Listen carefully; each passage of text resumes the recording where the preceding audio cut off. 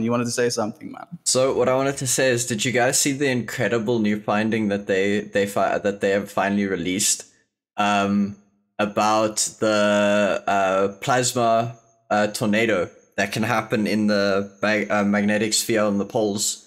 I did. I was not like excited about it as you are. I was like, oh shit. Dude, like the 20s. Yeah, but imagine how insane is that? Our planet is literally at all times making sure that we don't die. At every single moment of our existence, it is keeping plasma from our radioactive sun from killing us. And it can go as far as to trap plasma in the poles to keep it away from us. What?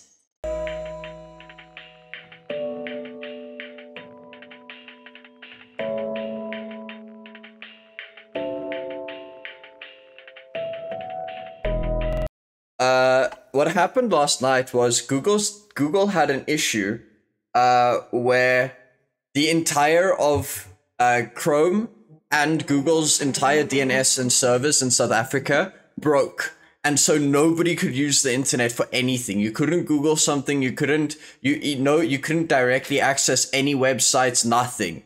And oh, I actually remembered that, dude. Like, okay, continue, man. Yes. So yeah, that happened, and the entire of the internet was out in South Africa last night for like an hour, which was the weirdest feeling because we could use Discord, but you couldn't use anything related to Google, which was quite a shock.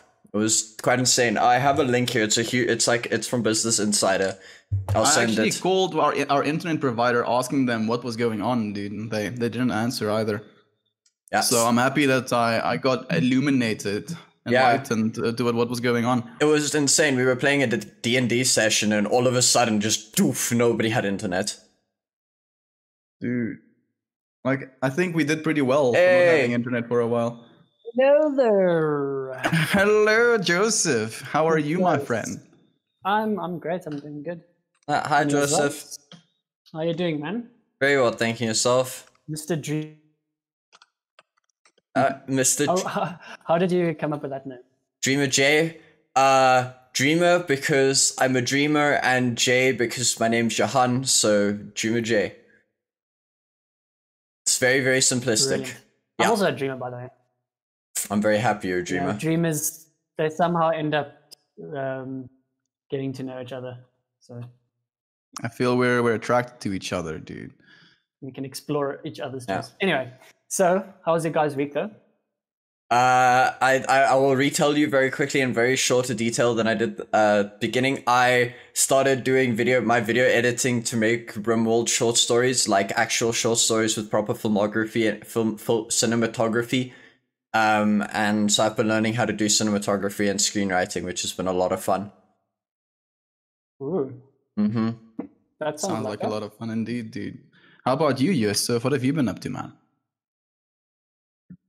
Yeah, so been hectically busy. Sorry, I think my internet. Hi. Okay. Okay.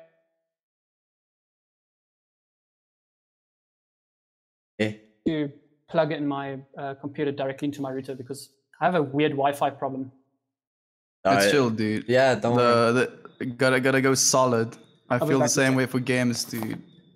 Don't want anything more than 9 ping. Yo, I wish, dude, when you play with anything regarding that isn't this country, it's just like 150 to 280. Don't remind me, Yuan. I don't want to know. Yo, Apex is hectic, hard, dude. It's so hectic, bro. Like, people don't even realize, like, sometimes we can like pull off some plays, but we're doing that with like so much input latency, dude. Dude, I find myself, because I've been doing a lot of aim training because I'm trying to get really good at Apex. I'll find myself I'll have to get used to the input lag every time. Because the aim training's instant, and now you have to train yourself to when you're in game to be 100 milliseconds slower. Everything you do, you have to suspect the guy's like a meter in front of where he is. It's quite ridiculous. Yes, dude. Like, I can't. I don't want to do this Like, I'm really looking forward to freaking having Starlink internet, man. Yeah. Yeah. 23 ping anywhere in the world, dude. That's ridiculous.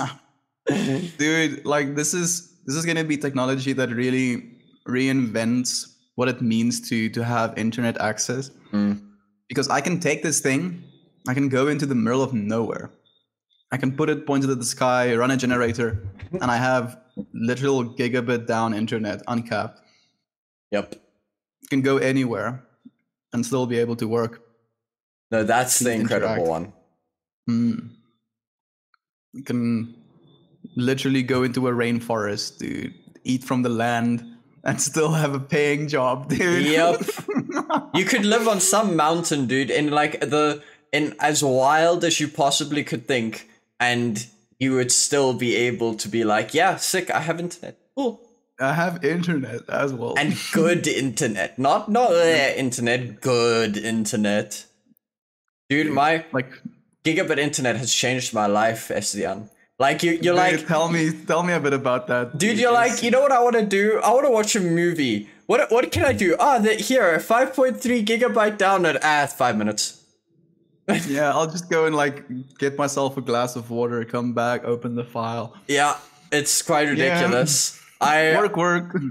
I absolutely, it's so worth it. Anybody that lives in South Africa and can afford and is currently paying for fiber internet more than 1,600 rand, stop, go to Frogfoot and get yourself gigabit internet for cheaper. I'm dead serious. That though, dude? I have no idea, dude. Not a single clue. Yeah, see, dude, maybe you're like part of some sort of scheme. Can I come for you, dude? Elon, no, I'm joking. Elon's gonna pitch at my house and be like, "How dare you have it? Gigabit. How dare you? You betrayed me." Nah, dude, I'll still go for the start, dude. Like, it's going to be so like all encompassing as well. Like, do you want to drive a Tesla? Yeah. Yes. Who wouldn't like to drive a Tesla? It's the economics variance of is it really more electricity safe is a debate, but just you have an electrical car that can drive itself. That is awesome. Less accidents. Your chance of ever getting an accident is tiny. And yeah, no, definitely, I'd like a Tesla.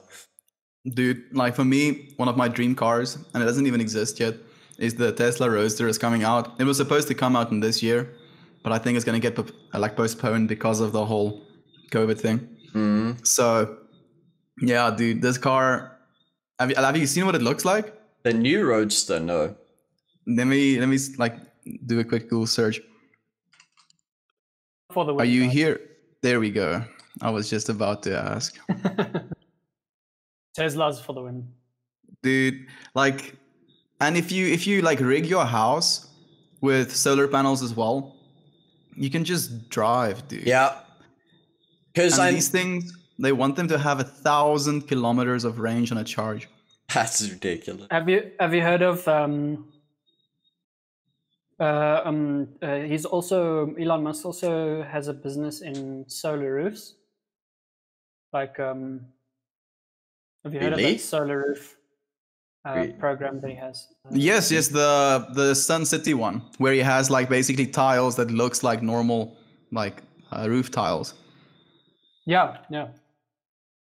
And also, it's for people living in like Europe and America. When it snows, it completely melts the snow off the roof. This is what it looks like. Sorry, it took me a while. I downloaded a photo and didn't load. Oh my! Wow, dude, it's so sleek. It just looks so good. And I know, do you want to find? It's not going to be that bad for price. It's going to cost $200,000. Dude, that's what they're estimating. And like paying $200,000 for a car that looks like this thing is going to smoke any Lamborghini. Oh yeah, absolutely. Absolutely. It's going to be more fuel efficient. It's going to look better. It's going to drive better because you're not going to have an engine that's keeping it be like slightly uneven. It's just a gorgeous car. I'll put some photos on. Wow. Yeah. Guys, so is that a deal? Are we starting this Tesla club? Yeah, dude. Let's all Absolutely. drive Tesla Roadsters, dude. Guys, so in how many years' time? What's the goal? 10 years? 5 years, dude. 5 years. Okay. 5 years. Jesus good. Christ. No, bro. That's 10x, dude. yeah. No, how old will we be? 27, 20? Yeah, 27 about, and you're gonna be 25, 25. right, Johan? Yeah. 25. We can, dude. 25. We okay? Okay, that's a fair bet. I bet. Let's go. 5 years. 5 years time. We'll see where we are in 5 years. In 5 years' time, we want to be able to afford buying this car. Like, I think that should be our goal. At least. Like, yeah, at least, exactly. See, I'm not thinking. What's that in rand? 2. No, it's under 2.5. About 2 like, about 2.5, 2.6. Yeah. That you have as expendable cash. It's actually. That's with the current 15. exchange rate, So it's about 3 million. okay. Yeah, you're right, actually. I bet. Let's go. It's gonna be ridiculously hard. We make it's one of those bets where you're like, you know what? Let's see if we can do it. See. Let's go. Why not, dude? Like, do you have a Grand Cardone? No. Like he's this basically. So let me tell you a little bit about Grant Cardone, at least as much as I learned about him reading his books. Basically, guy that didn't have his life in order, drug addict, like had a problem with going out partying. You know, the usual condition of people these days. I feel that could get sucked into it at least. And he basically got himself a job in sales. And from there, he built his entire life and like has training programs, wrote books. But his whole story and his whole arc is how he literally spent the first like 25 years of his life just like absolutely ruining his life. And then he kind of had this like wake up call and he completely turned around and like let me actually check Grant Cardone net worth. So he's worth 300 million US dollars now. Well done, That is not bad. Yeah, Coming from not bad is right. nothing, dude. And literally, he had nothing to his name. And he goes into telling how like he went through this arc. He got the shit beaten out of him, like during his druggy days as well. Like they almost killed him. And yeah, bro, it's just a testament. And like, okay, so the point I'm trying to get at is he has this one book called 10x. So he basically goes into explaining how any goal you have, you 10x it.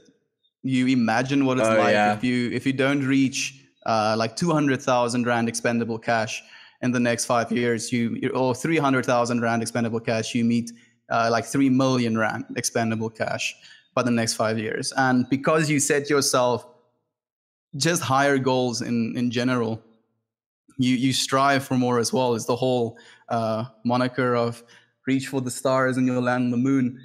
Reach for the moon and you'll land in the you know what I mean. Yeah. So it's crazy. It really is like that. I remember there was a thing that what's his name, Bill Gates said. And he said that, or I remember he did a study or something along the lines and found that most people overestimate what they can accomplish in a year, but underestimate what they can do in 5. And that's a very big thing. People are like, oh, in 5 years I can do this, when in actuality you could do something 5 to 10 times more in 5 years. It's actually quite insane how far you can do if you get dedicated to a goal. It really is that way, dude. And I think like, and there might be people that raise their eyebrows at me saying this. It's a lot of manifestation work as well, dude, because instead of you like limiting yourself and telling yourself, oh, for me, I can only do this much in the next 5 years. If you set these higher expectations for yourself and these goals for yourself, you don't have to meet every single high expectation you have for yourself. You should allow yourself some leeway as well, and accepting that, okay, in these weeks, I didn't do as much growing as I did in these initial weeks. And that's okay. And I feel that's something that I had to really come to terms with as well. I feel with what I've been doing and with the things I've been like practicing philosophy. I feel I think that's like the gist of it. Just like actually trying to practice it, not just like think about it, talk about it, but like practice it actively. And it has shown me so much that I've been hiding from myself, and it like makes me burst out in like tears a lot of the time. And it's been so healing and so necessary for me to realize that we can expect a lot of ourselves, but we should also allow ourselves to grow in our own time. Yeah, it's an interesting balance to hold, because we have this drive to always better ourselves, to strengthen our connection with what it is we know we should do and what we can do, but we also realizing what we are doing that we yes, thank you. That's perfect, Joseph. Yes, I agree completely. And to give ourselves some credit as well. I feel that's I'm telling myself that right now. Sometimes we don't give ourselves any credit. We're like, yeah, this is great, but no. And it's always that no that gets into your head. Like, we should sometimes just sit back and be like, okay, like I did a good thing. And then sit with that thought and let yourself appreciate yourself as well. And I feel we've been doing that for each other as well as friends. And sometimes like we like, even when friends do it for us, we're like, yeah, but no. Like, we should take some pride in what we have done and what we are doing. Have you, I see you did a new painting as well, right, Joseph? Wow, yes, nice. Yeah, it's a smallish painting, actually quite small. It's around A3, a little bit bigger than A3. Yeah, okay. Is that a small painting? Like yeah, tell us more. Colorful one, a bit more abstract, but colorful. I really liked it, dude. Do you want to share it in the chat? Sure. Yeah, sure. Let me quickly download it for you. Yeah, and then I'll take it and throw it. What did you call it, friend? Like, I said a man's best friend, but I would love to hear what you actually named the painting. I wonder. I didn't actually. Did I actually think of the name? Right. Let me see. Because it's for a longtime friend of mine who absolutely loves dogs, and yeah, he's got a special connection with dogs, and yeah, I've known him from when we were like tiny kids. That's awesome. And so nice to be able to give a piece of your soul to him, dude. Like, literally. How was your experience painting it?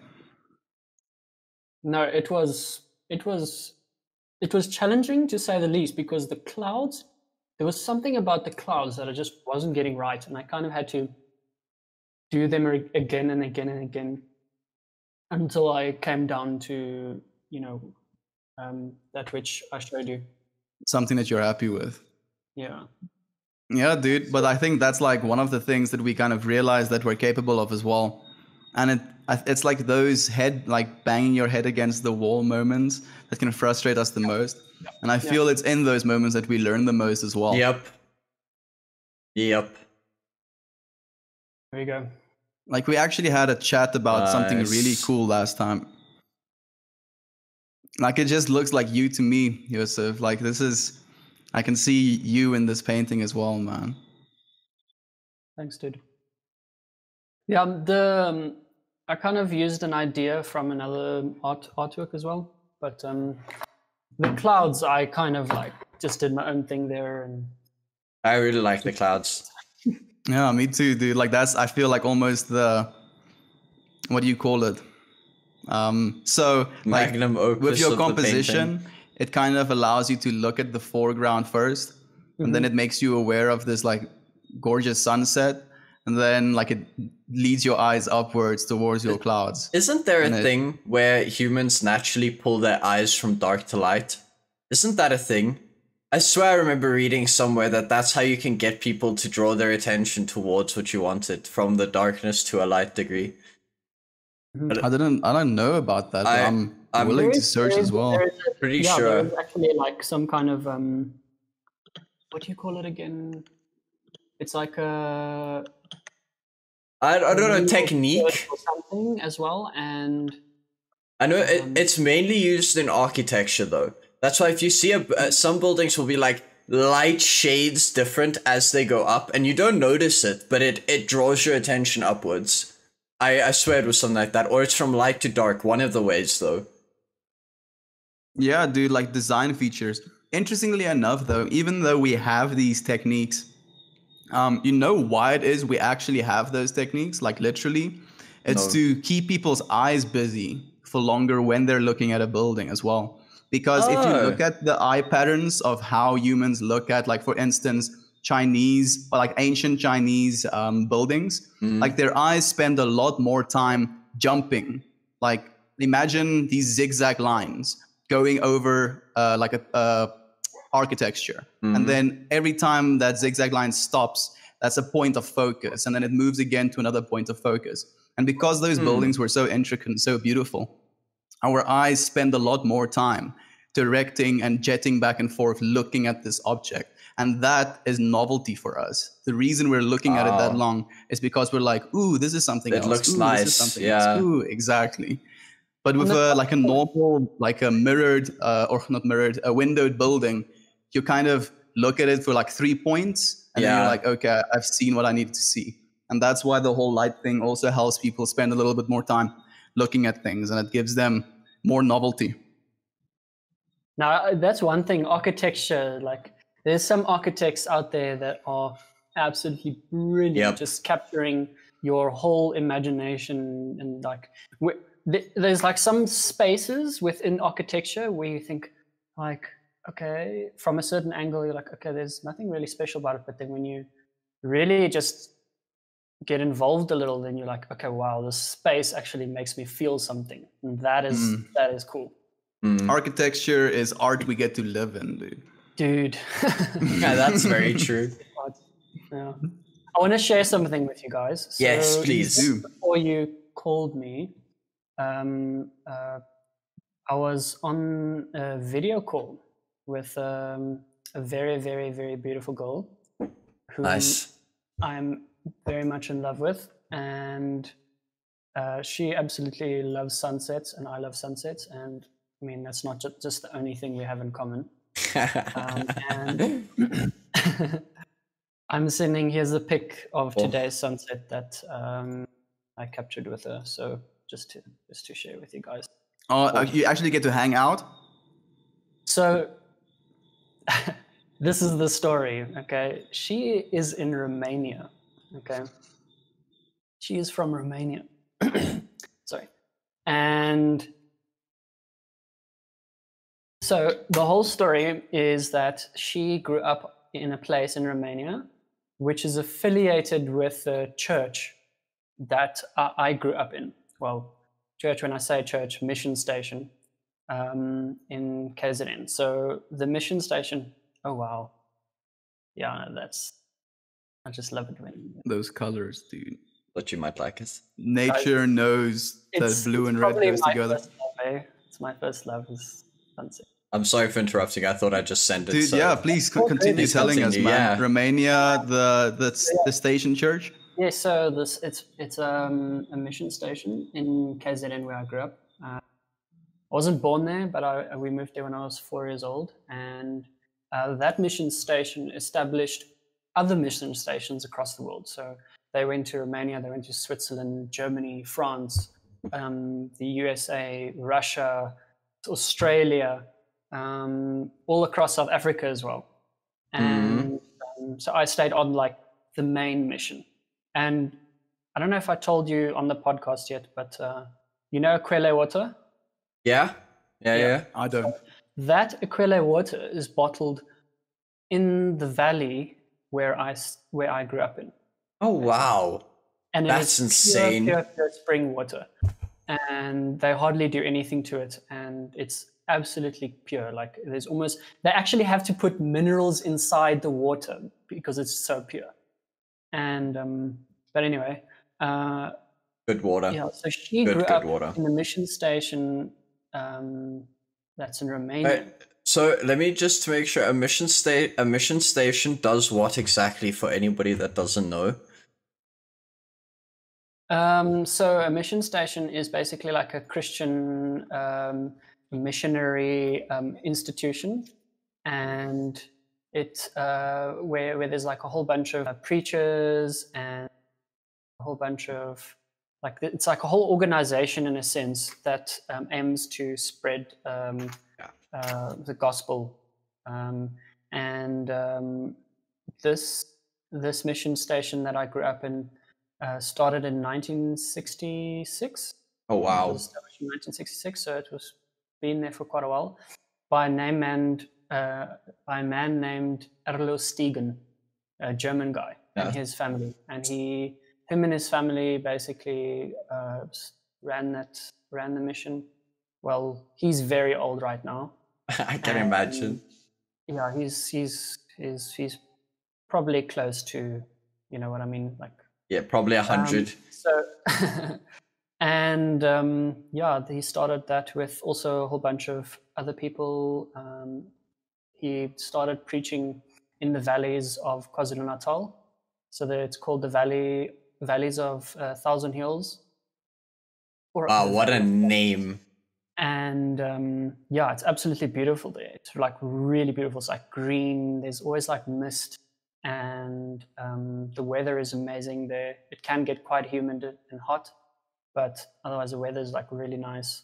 I mean, they found a spring there they've been bottling water since 2000, and sadly, I think in the last few years, I don't know, it was on News 24 at a stage. There were some allegations that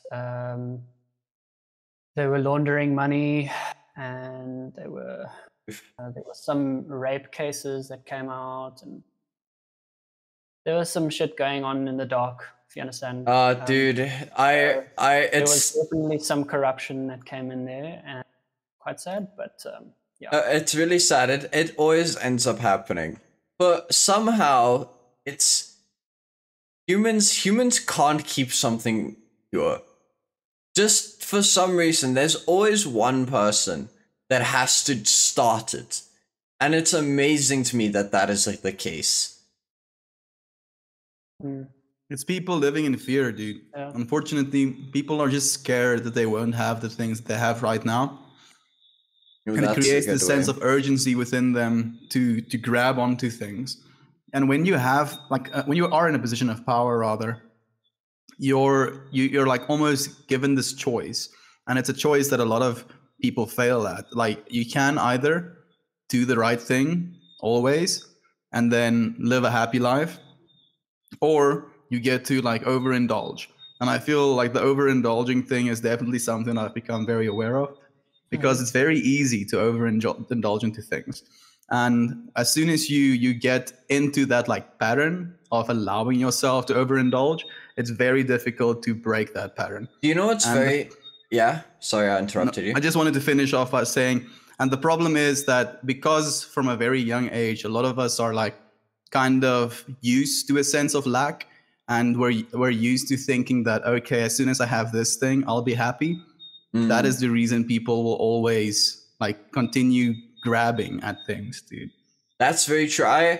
Me and a couple of friends had a bride at my house on Saturday, and while we kind of had we were eating like Roman's feast. And the way I mean by that is we didn't have a lot of food. We had quite a bit of food, but the way in which you enjoy food is how you can make something, even if it's small, like a platter of meat. You can enjoy a platter of meat like nothing in the world with good company and the way you approach it. If you approach just for eating and you don't slow down and you savor those small moments in life, you end up becoming really, really lost. You keep thinking that you're going to get more and more things that are going to make you happy, when all of the happiness that you can experience is directly right in front of you. The fall of Rome, dude. And that's literally why during that time as well, they had these counter thinkers who were like so onto like stoicism. And we're seeing it today again. And the craziest part about stoicism to me is just how relevant it is towards our like society today. And like you can benefit so much. Like I think the average human would benefit more from studying Stoicism than the average human benefited from studying Stoicism back in that day. Probably. And that says a lot, dude, about where society is going and how like woke, I want to say, even though I don't really like that word so much, how woke those guys were. Marcus Aurelius was arguably the most powerful man on the entire planet during his reign. Yeah. And he said himself, like, it's not things that bring you happiness. All happiness has to be intrinsically be created within yourself, because that's the only way that you're going to allow yourself happiness. Do you know what's very funny? It's always most psychology, philosophy comes, or a lot of the people that have everything end up realizing how unfulfilled you are when you have everything. I think that the thing is as well. Sorry, Johan. No, go for it. Go for it. I don't actually. I think that people that have everything, the reason they have everything is because they were manifesting beings themselves as well, and they knew exactly what it was they thought was going to bring them happiness, and they had the determination and they had the power to pursue these goals to the point where they actually attained them. And then they had that aha moment of realizing that, oh, this isn't the thing that is going to give me happiness. Like after you've bought yourself something that you've always wanted and you thought it's going to give you, like for me, it was with my computer. Interestingly enough, dude, I absolutely adore my computer so much, but it was something that I had such a high pedestal in my mind for. Like I wanted a good computer since I was like 14 years old.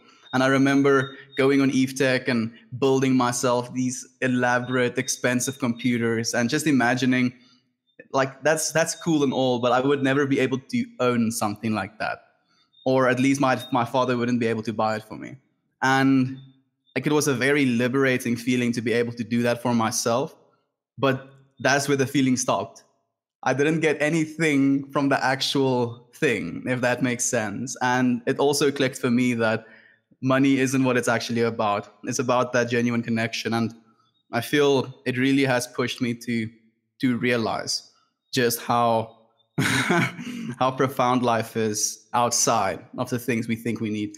So I just want to quickly ask, did either of you watch Soul, the new Pixar movie? I have not yet watched Soul. I actually want to. No, I haven't. I really Bro, want to listen to me. Do yourself the favor and watch that fucking movie. We watched it Saturday. I cried. I'm not gonna lie, I cried from happiness. It is one of the best movies. It is, and this was Chris's words, art. Pure, unbridled Pixar art. And I'm not just saying that. It is, you're gonna love it. The way we think, the way everything works, it is, there's some trippy shit. I'm not explaining anything because it is fucking phenomenal. All I will say is you're gonna come out of it with a new perspective on life. And I mean it is that big. I came out of it with just the thought of, wow, I can enjoy life more. Yeah, I really can enjoy life. You know what's making me the happiest about the movie Soul? And I've heard a lot of people say exactly what you just said as well. And that's why I want to watch it. Dude. And I'm not resistant to watching it. I don't want to pirate it. That's the thing as well. Did I feel... Wait, let me watch it though. Wait. So I pirated it. I'm waiting for somebody to be able to tell me. My guess is Amazon. Amazon Prime, it's not on Netflix. I couldn't find it on Netflix. Maybe the American one. Like the point I'm trying to make is like, think about the movies that we grew up with, like Toy Story, for example. Toy Story was literally this movie about a kid being fascinated with his toys, then kid growing older, spending less time with his toys, kid moving out and going to college and leaving his toys behind. And these movies came out around the time that we were literally going through stages like that. And because of that, and because of the way that we watch these movies and experience these movies, it definitely became a big part of the people we are today. And now what's making me so happy to see is that movies like Soul is coming out, and they're kids' movies. They're showing these. Yeah. Like I know it's not a kids' movie, but the target audience is kids. Like that's who they're targeting it towards, and that's a good thing. It's showing kids these outer like experiences and mindsets that took people like literal hundreds and thousands of years to actually come to the conclusion of. And now it's something, again, Johan, as you said, with the amount of information we have available to us from such a young age. Now, 5-year-old, 6-year-old, 7-year-old, 8-year-old kids are getting to see that much information about how things work, about how profound life actually is, and how much we have to be grateful for at such a young age. And it's going to propel them into saving our world.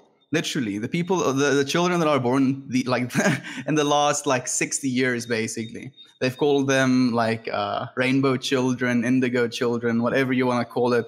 But it's basically kids that have the capacity and the ability to be more in tune with their divine selves, better at meditating, healing work, whatever you want to call it. It might be pseudoscience. I don't think it is. And we're creating, literally, with the things that we're giving our children, with these type of entertainments, because that's at the end of the day what it is. We're shifting our global consciousness. We are, and it's good. I'm actually very much of the opinion that the world is heading in a very good direction. I know there are some pessimists out there who are. I was one of them. I used to be one of them. But recently my mind's been altering and the way I view the world has been slightly changing. There are so many good people that are actively trying to help and do good things. Like the people at Pixar, man. I want to give all of the credit I can, because those people could have easily done what Disney did and just start money whoring. But they didn't. They decided that they're going to bring out a movie once every 4 to 5 years. And every time it comes out, it is like a movie. Dude, you know what the craziest part about Pixar is? Like the amount of processing power that goes into rendering their movies, dude. I can imagine. If you understand just how much energy goes into creating these absolute works of art, it gives you an extra layer of appreciation as well. Yo, I watched another fucking awesome movie. It's called Claws. Claws. It's like the claws like in Santa Claus, that Claus. Okay. And that movie is gonna punch you in the face, then get you on the ground, then kick you in the stomach, and then pick you up and hug you. That is the emotional roller coaster that you go on in that movie, but you come out of it once again with one of those just, wow, I feel so good. This is proper. So I have really fallen in love with animation. And I think the reason is because animation can almost capture real life better than real life can. Because the moment you involve people, you have to have the skill of the people to be able to project the thing you want. In something like animation, you know it's not real. Even as close as they can possibly get it to real life, you still know it's not real. So you're not that worried about the visuals. You're just looking for story and plot and meanings behind things, rather than going, oh, that guy doesn't look like he couldn't do that normally. Something like that. Well, it makes me think of the saying, art imitates life, dude. That's something I've become very aware of as well. And yeah, it really is, dude. It really, really is. Life is... Sorry for this. Yeah, from my perspective as well, the whole art thing as well. There's a lot of artists who just have this ability to just out of their just their inner being and out of their mind, out of their heart, they're just able to create a totally different, totally thought-provoking piece of how do I say? I mean, art is just another word for it, but a lot alludes. If you know what that word, it alludes to a lot of real life ideas and beliefs, and it's crazy how I've noticed how a lot of art has got to do with energy and energy conversion and energy, how energy manifests itself. And that's for me very interesting, how each artist has a way of manifesting their way of either perceiving energy or experiencing it, or I don't know. For me, very interesting. Art is this very weird thing to me because art is unique in the sense that it can provoke and capture feeling like nothing else can. Yeah. A good movie, and I mean a good movie, and when I told Reynard said this back to me, and he says, remember, a movie is music, visuals, or screenplay. There is like 8 or 9 genres that go into creating a movie. And that's the reason you could create such powerful messages behind things. Something like a great example of what you're talking about is your profile picture. What's it called? Midnight Gospel. The Midnight Gospel was one of the weirdest shows I have ever seen in my life, but it carried such a good message that I watched every single one with such intrigue and attention that it was phenomenal. I agree completely, dude. Like, that was really one of those also life-changing just shows, dude. And like, it really gave me all of the information. Like, it's also the information that they share. It's stuff that we know intuitively. But then it just gets worded in the conversation and it's like, I remember. But something I wanted to ask you, Yusuf, is do you know Alex Gray, dude? Yes, dude. Yo. Yeah, so I'm gonna take a leap and say that you look up to Alex Gray's work, dude. Definitely, bro. He's Yeah. like his art is just on another level. Like I can't. I want to send you a link, and I want you to really watch this because, like, after watching this, I look up to Alex Gray even more. And before, when I was thinking about Alex Gray and the stuff that he was doing, I was like, I would never be there. Like, that was kind of my initial mindset. Like, I don't think I'd ever be on that level of like artistic expression. Yeah. But like, after watching this, dude, I feel a lot more of kinship with Alex Gray, dude. And it's a TED talk that he did actually. Wow. In this TED talk, He's a true artist. Wow. dude, like in this TED talk, he basically goes into explaining his process and how he got to the point where he is now, dude. And you should see the stuff he was up to as a young man, dude. Like this, I want to tell this one thing. I'm posting it in the chat. Like he had a dream, and he had long hair at this point as well. And he had his dream where he was half shaven, like half of his head was shaved, and the other half of his head was like long hair. And he did it, and he did it for 6 months, so half a year, half shaven head. And he went out into public, and he printed pieces of papers out with his face on it, with this half shaven head, with this long hair. And he would give these posters to people, and he would tell them, you can either, like maybe invite me over for a coffee or for dinner at your house, or you can throw down the paper and step on my face. And he would encourage people to do this, dude. What? And that was the start of his creative expression, dude. And what he was doing when he was like 19, 20, 21, during this like unsure time of his life, the time that we're in right now, like knowing we have this passion to create, but not knowing if we're worthy. I want to put in like quotation marks, because that's the feeling that comes up in us. And he was just like sharing how he went through this, and he shows photos and stuff. Like, you should see them. It's fantastic, and dude. it made me feel. Sorry, Yusuf. No, like, it just made me feel so in tune with what he was going through during that time of his life, and it gives me hope for what we're still yet to accomplish. Yeah. A year is a long time. I think I saw actually, like when you were saying about, when you told me about his half shaven head, I swear I saw somewhere something about that. But like he's done some mad crazy projects like throughout his whole life, and obviously he's really driven through very like quite a few key points when it comes to consciousness and art, and when it comes to how what our relationship as humans are with our surroundings, with our environment, and with everyone else, and the energy that travels through us, and like how it's that's I've seen that somewhere. I swear I've seen that somewhere. and I think he definitely inspired a lot of other artists as well that makes that a very similar kinds of artworks.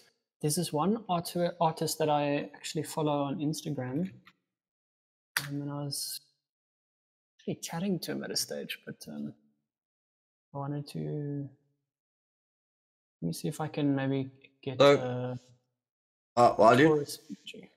you're looking for that, I want to ask a question. Why do you guys think copyright is such a prevalent thing?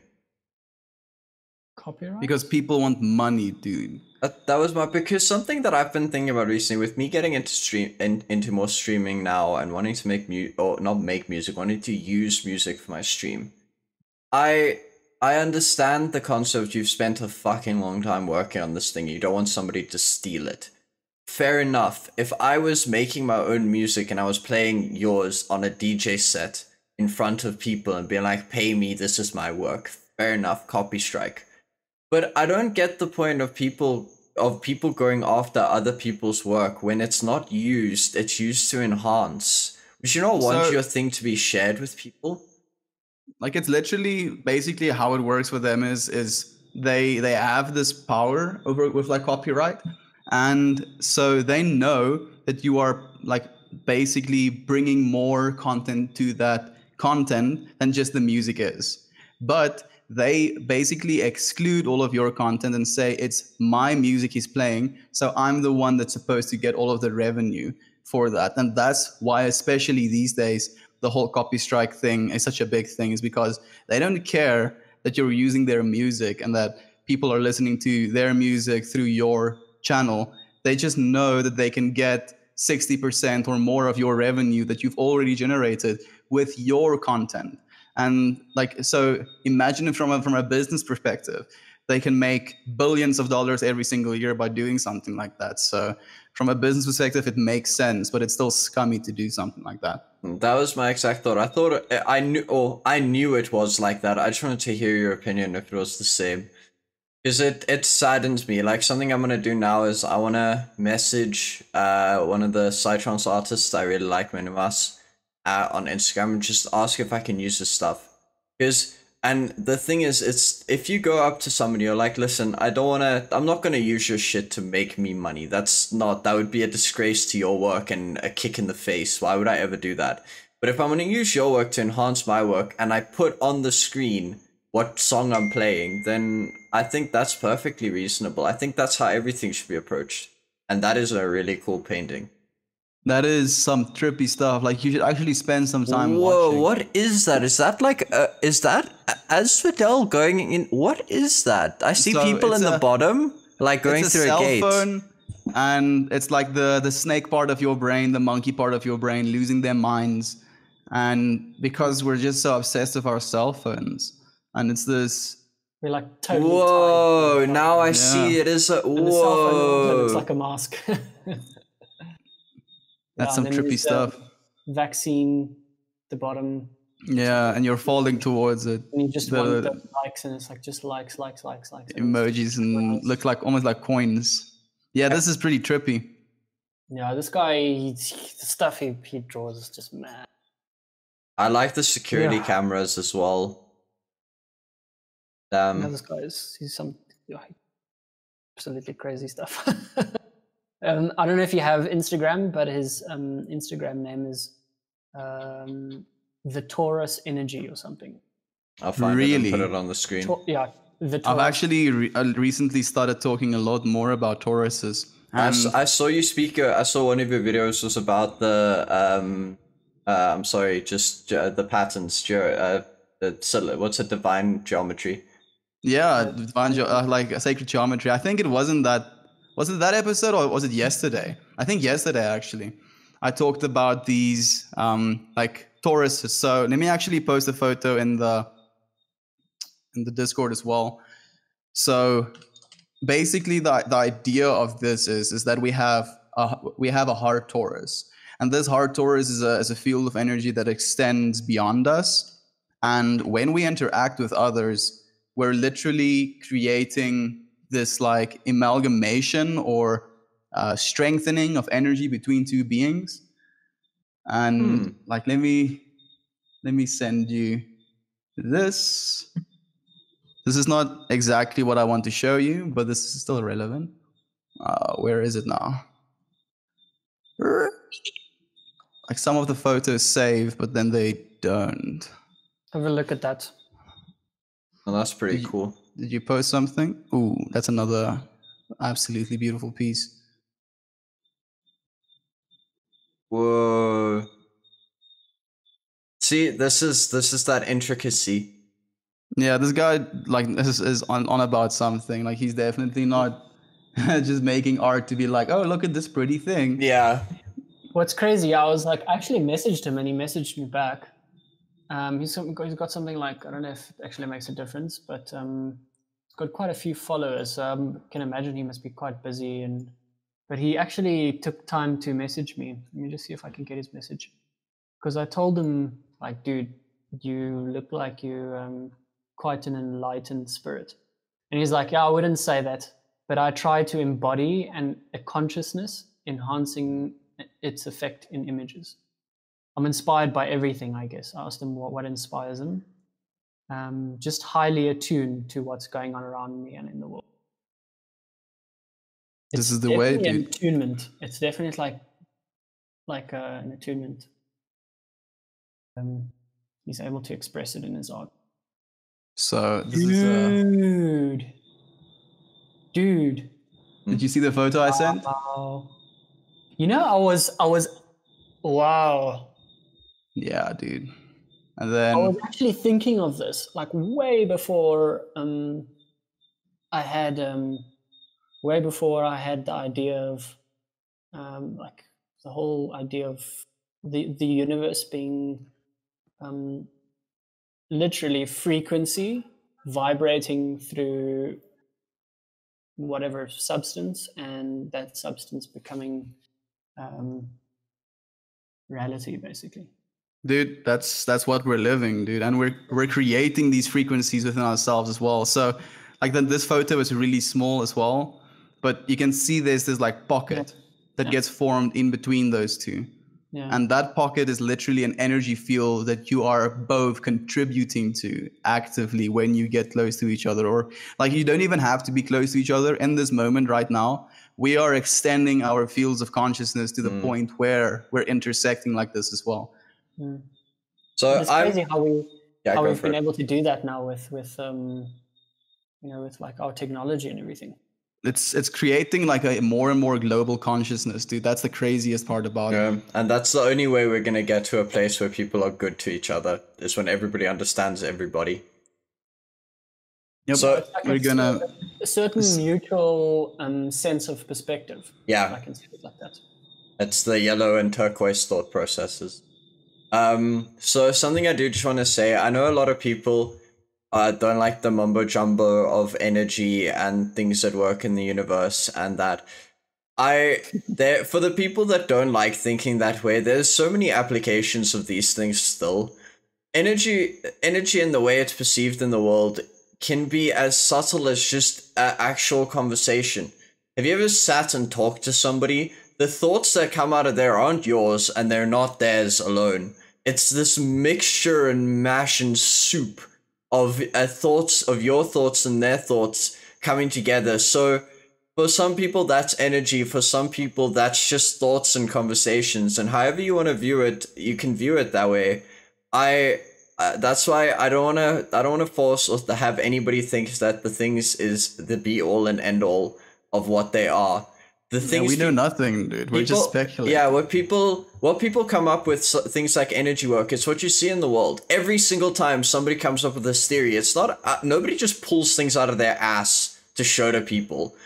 People have thought about things. People have genuinely tried to give words to feelings that we have. I mean, a very good example to me, a fucking phenomenal one, is the Tao. So the Tao of Taoism. Do you know what that is? The Tao? The Tao is energy conservation. It can be known as not the Tao. Now, fair enough, but as close as we can name it, it is energy and matter conservation. It is the flow of energy from from kinetic to gravitational potential, over and through. That is what they felt 3,000 years ago and couldn't articulate because they didn't understand it. The things we talk about now and the thoughts we have, we might not fully understand. They eventually we could come out and be like, holy fuck, on this frequency and this frequency, your heart actually does this. And it turns out to just be true. I hate people who, just because it seems weird, throws thoughts out the window rather than embrace them and think about them. I feel people are scared of embracing thoughts that they're not ready for, I want to say, because it kind of like confronts them with the sure knowledge that they have to change. Like they're shown this information and they're like, I'm still comfortable where I am right now. Like that's the thing, dude. That's like the only thing that's stopping us from progressing as fast as we're supposed to. Can I? Yeah, go for it. Go. You talk. Mine's about a different subject, so no, you talk about this one. I'm looking at this picture about the most fundamental shape of existence. Yep. I'm curious because I was obviously, like I've just told you guys, I grew up in a mission station where they're teaching about Christianity, and so I don't know if you know about how Genesis was actually written, and everything that happened before the flood. According to the Bible, like there was a whole bunch of stuff that happened before the flood. Yeah. And the person who wrote Genesis was Moses, who lived way longer after the flood. And the story goes that he was, after he took the Israelites out of Egypt and crossed the Red Sea, there was a mountain called Mount Sinai, and he went up that mountain and met God himself in person and stayed up there with God for 40 days and 40 nights. And God himself dictated everything that happened before the flood to him, and he wrote down exactly like what God told him to write down. So that's some trippy stuff. What's interesting for me is that where it says that God decided to make man in our image, like he says, like you can see there. It doesn't say. Let me just check. I can get you that verse. Because I feel there's a lot of truths in the Bible, and there's a lot. But a lot. I just want to say this. Sorry, Yusuf. I think the Bible is one interpretation of something we all intuitively know. Yeah, definitely. Yeah, definitely an interpretation, and I believe it was simplified in such a way that people could actually understand in like the best sense possible what happened in creation, because it does mention that God created everything in 7 days. But do you know how scarily accurate the whole Genesis book is to what happened in the Big Bang, and then a follow-up to the Garden of Eden of humanity rising up into consciousness rather than just... So the way I like interpreting the Bible, I hope this doesn't offend anybody, but if you look through the 7 days, it starts with light, and which you go through, and it's so similar, and then you get to the Garden of Eden, where God tells humans, do not eat of the fruit of knowledge. Or he tells Adam specifically. He never actually tells Eve. Eve gets then made by God again, and then Adam tells Eve not to eat of the fruit.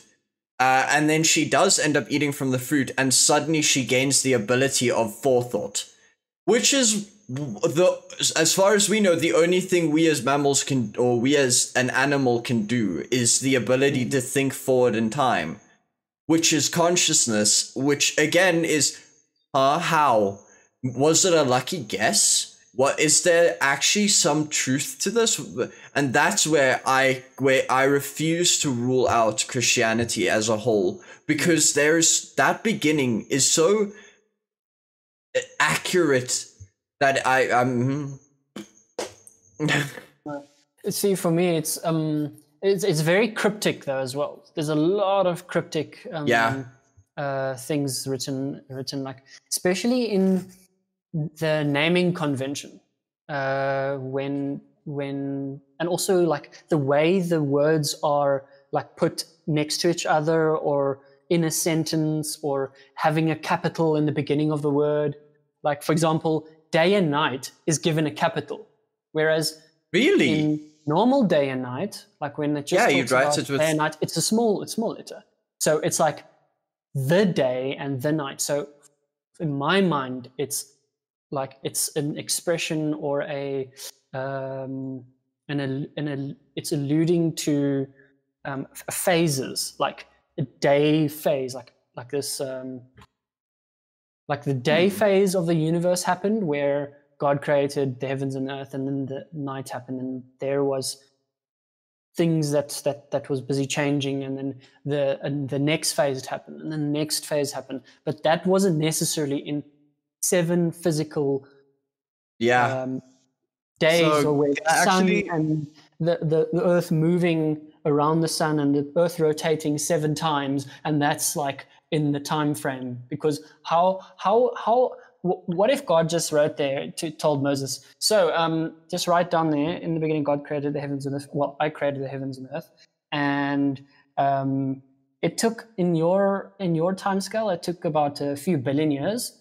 And and then like, how does Moses explain to anyone how do we perceive a billion years? Like, what is a billion years to us? Like, it's just absolutely stupefying. Yeah.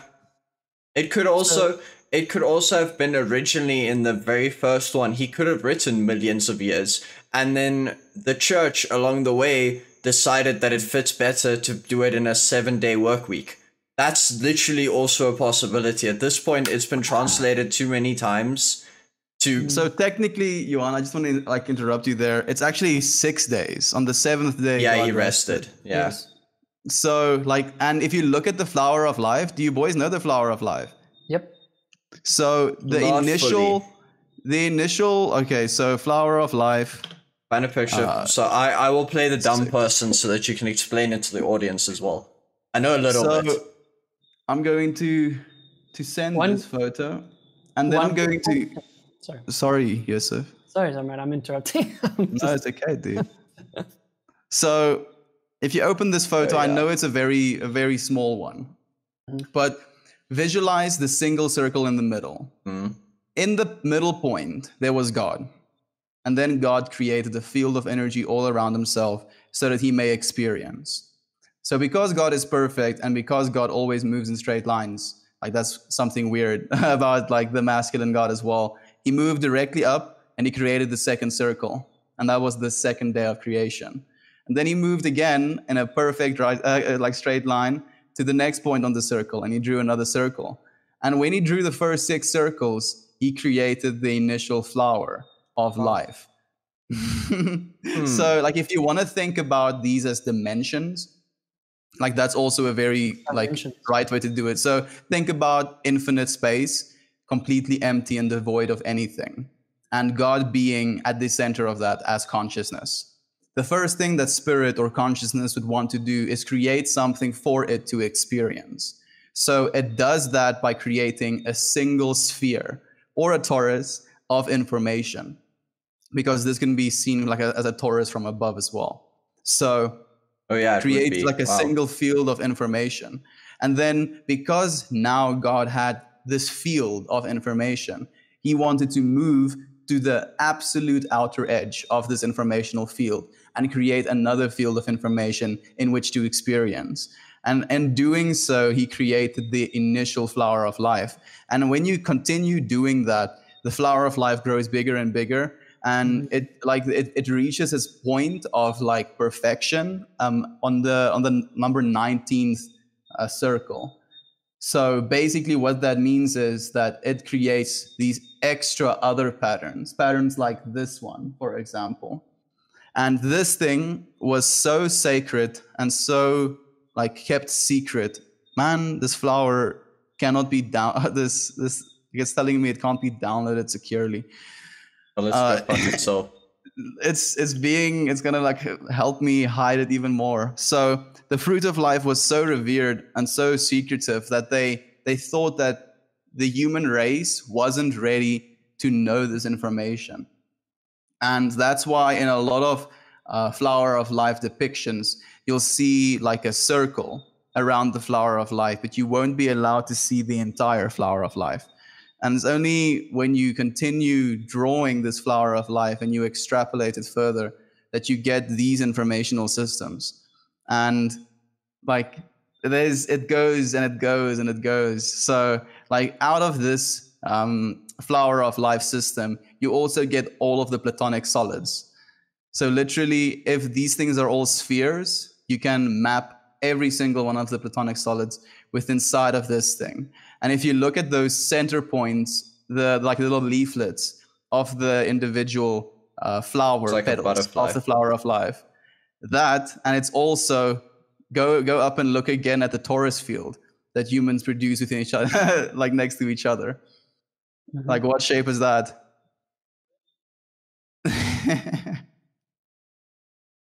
Oh. Really creating, like we are, as in these circles, these torus fields, these energy fields. And as we interact with each other, we create something more and more beautiful as we participate. And in between these little pockets, we are intersecting each other's lives and co-creating. And because of that co-creation, we can continue to grow into this informational system. There's something I really You've done your research, right? Dude, like if you want to go, like I didn't do too much research, to be completely honest. Like I didn't want to take any credit for the stuff that I know because these things aren't known. Sacred geometry. Do you know spirit science, boys? No. Spirit science? No, not really. So I'm gonna send a link. This is gonna be if you really want to dive into this, you're gonna have to spend an hour and 44 minutes, but it was like very much worth it. I feel like I learned so much from this, and as we allow ourselves to learn things, like it keeps opening up and it keeps giving us more and more. Something that I find incredible about thinking about the world in this way of imagining yourself being or having the ability to create, and you having a field that you can intersect with people, you very quickly realize how influential you are on other people's lives and how influential they are on your life and how powerful you can be as a group. I mean, I'm just imagining a lecture hall. A lecture hall is literally a giant amalgamation of hundreds of different worlds all intersecting to listen and create this. Yeah. And that's incredible. Even if it's not true, it sets such a good mindset for approaching crowds and people and realizing the value of other people's lives. I agree completely, but like I feel it's almost undeniable that these things are true because I'm on your side. You can literally feel someone walking into a room. Yeah, you can. Before even seeing them. And I feel that is literally this energy field, like at work. Like you can expand this energy field, and it can expand to the point where it encompasses the entire planet, like literally. So wait, did you? I'm sorry, I'm gonna talk afterwards. I don't want to interrupt this conversation. No, dude, I just wanted to like say that you can literally encompass the entire planet with this energy, and like with meditation, and I feel especially with healing meditation, like it allows you to do this, and you can extend your heart torus to the entire world, and you can literally heal them. You can heal yourself as well in doing so. Sorry, Johan, you wanted to say something, man. So what I wanted to say is, did you guys see the incredible new finding that they have finally released about the plasma tornado that can happen in the magnetic sphere on the poles? I did. I was not like excited about it as you are. I was like, oh shit. Dude, like the 20s. yeah, but imagine how insane is that? Our planet is literally at all times making sure that we don't die. At every single moment of our existence, it is keeping plasma from our radioactive sun from killing us. And it can go as far as to trap plasma in the poles to keep it away from us. What? Mm-hmm. And then we've gone and we've just Melted started the fucking ice. up with it, man. Yeah. Like, think about this. Dude, like, We should do it to other I'm planets. 100% sure that this Earth is definitely like it's conscious of what's happening. Oh, of course, dude. It's Mama Gaia, totally dude. She believe knows. that. I believe that totally, and she's gonna start doing some